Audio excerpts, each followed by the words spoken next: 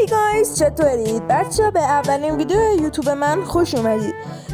امروز یه DNS واقعی پیدا کردم که پینگ 20 تا 90 اون داره، رجیستر خیلی عالی داره، بدون لودینگ و اروره. بعد دوستات خط همراه اول ایرانسر لایتر میشه تست کرد.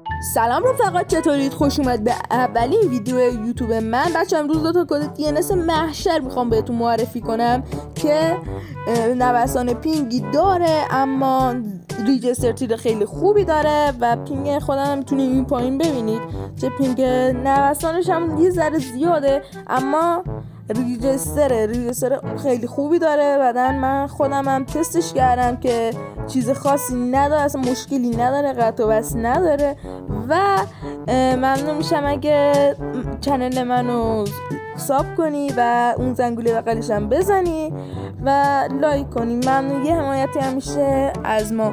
بچه‌ها من حرف نمیزنم، بریم تا ادامه ویدیو.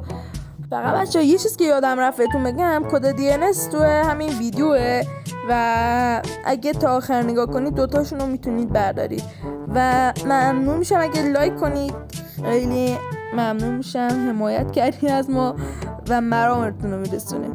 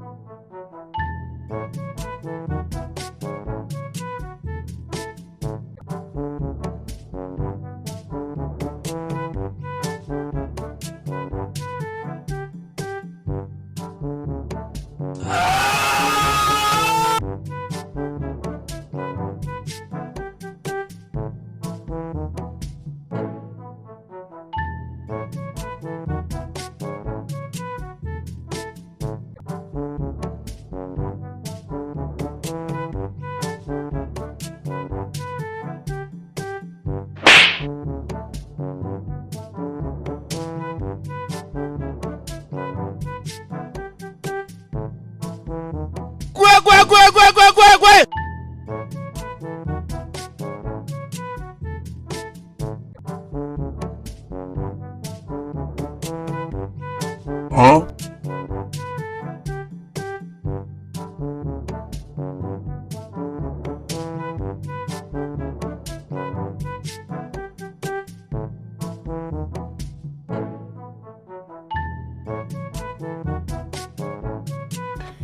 Yeah, boy.